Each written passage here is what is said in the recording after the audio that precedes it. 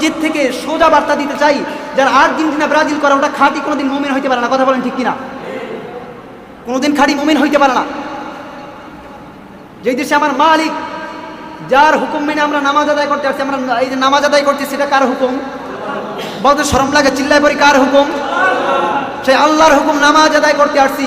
সেই মালিকের বিরুদ্ধে যেই দেশ কথা বলে, মালিকের বিরুদ্ধে যেই দেশ আইন জারি করে, আমরা সেই দেশের পক্ষ কোনোদিন নিতে পারি না, ঠিক কিনা? তো সেই জন্য আমাদের এটা বোঝা উচিত। আল্লাহ বলছেন, বান্দা তোমাদেরকে মন মস্তিষ্ক আমি আল্লাহ দিয়েছি, চিন্তা কর। লাহুম কুলুব, কলব দিয়েছে চিন্তা ফিকির করার জন্য, বেঈমানকে দেই নাই। আমি আল্লাহ বেঈমানদেরকে দিয়েছি, কিন্তু এই ভালো চিন্তা ফিকির ওদের মাথায় আসে না।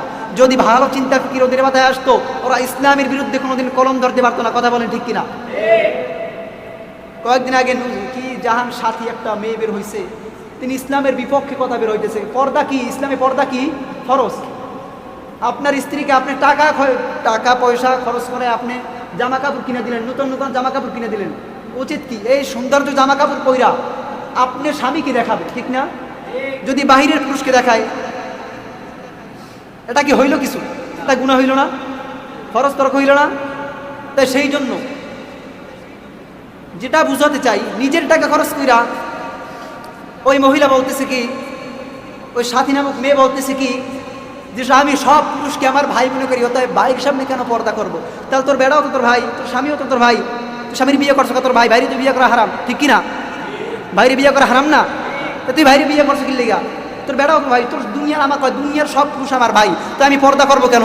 আমি পর্দা ছাড়া চলবো, মুখ খুলে চলবো, বুকে উড়না দিব না, গলায় উড়না দিয়ে মাফলা বানায় চলবো, চিল্লায় পড়ি নাউজুবিল্লাহ। কত বড় সুবিধাবাদী, নিমক হারাম। আবার বের হয়েছে হিজবুত তাওহীদ, তাওহীদের নামে ধোঁকাবাজি, নিমক হারাম, নির্বোধ, জাহেল। আল্লাহর জন্য জীবন দেওয়ার জন্য রাস্তায় নামে না। বলে কি আমরা হিজবুত তাওহীদের যে ইমাম, চেয়ারম্যান, তার কথা আমরা জীবন দিতে পারবো, তিনি আল্লাহর মনোনীত একজন ইমাম। আল্লাহর মনোনীত ইমাম দুনিয়ায় কে আছে? কেউ এখন মনোনীত করছে কাদেরকে? আলেমদেরকে, যারা ইসলামের দাওয়াত প্রসার করে। কিন্তু একজন আলেমও না, কিচ্ছু না। ইমাম হইতে নাকি আলেম হওয়া লাগে না। ইমামের পিছনে নামাজ পড়লে যারা একটা ফিলিংস কাজ করে, একজন দাড়ি কামান্য প্যান্ট শার্ট তাই হলো, আপনি যদি নামাজ সামনে খারাই দেন, আপনি ওনার পিছনে নামাজ পড়বেন? কথা বলেন ঠিক কিনা? পড়বেন? কিন্তু দাড়িও নাই, টুপিও নাই, ইমাম, আবার কি জাতীয় পর্যায়ের ইমাম, আবার আল্লাহর মনোনীত ইমাম নিজেকে দাবি করে, চিল্লায় পড়ি নাউজুবিল্লাহ। কত বড় গাদ্দার, নির্বোধ হলে এগুলো করতে পারে? এই মসজিদ থেকে, জুমার মসজিদ থেকে আজকে স্পষ্ট বার্তা দিতে চাই, যারা এই নিমক হারাম জাহেলের পিছনে পরে ইমান আমলকে ধ্বংস করছে, ওরা কোনোদিন প্রকৃত মুসলিম হতে পারে না। কথা বলেন ঠিক কিনা? বলে ইন্নাদ-দীন ইনদাল্লাহিল ইসলাম, নিশ্চয়ই আমি ইসলাম ধর্মটাকে তোমাদের জন্য মনোনীত করে পাঠিয়েছি। বলে ইয়া আইয়ুহাল্লাযীনা আমানু দুখুলু ফিস-সিলমি কাফা, ইসলামের ভিতর প্রবেশ করো। কি করো? ইসলামের ভিতর কি করো? উদখুলু, কিসের ভিতরে? উদখুলু, প্রবেশ করো। কিসের ভিতরে?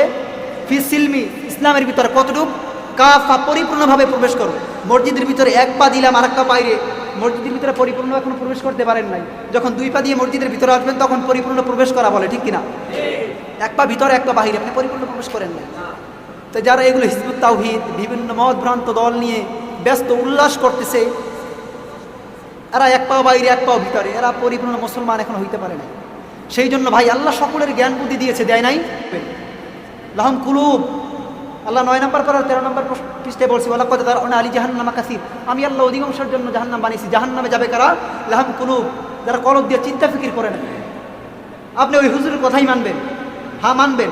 আপনার মন মস্তিষ্ক কি বলে, হুজুরের কথা আসলে সত্যি কিনা যাচাই বাছাই করবেন, তারপর ওই হুজুরকে আপনি মানবেন।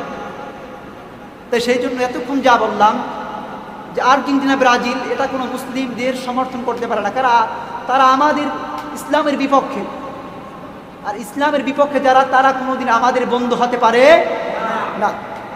সেই জন্য আমরা সোচ্চার হব, ইসলামের পথে সজাগ থাকব।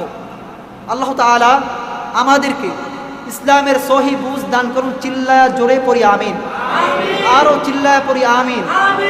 এতক্ষণ যে বললাম এগুলোর উপর আল্লাহ তাআলা আপনাকে আমাকে উভয়কে আমল করার তৌফিকটুকু দান করুন। আরো চিল্লায়া পড়ি আমিন। ওয়া আখিরু দাওয়ানা আনিল হামদুলিল্লাহি রাব্বিল আলামিন।